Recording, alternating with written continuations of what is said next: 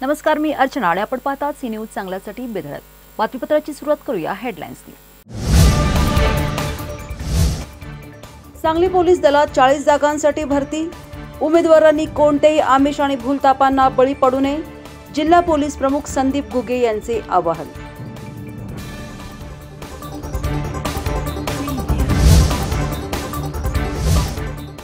पावसामुळे पोलीस भरतीच्या तारखा पुढे ढकलाव्यात, जनसुराज्य पक्षाचे प्रदेश अध्यक्ष समित कदम यांची मागणी.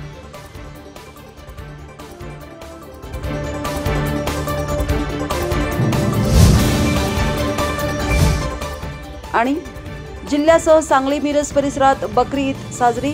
ईदगाह मैदानासह अनेक मस्जिदमध्ये नमाज पठण.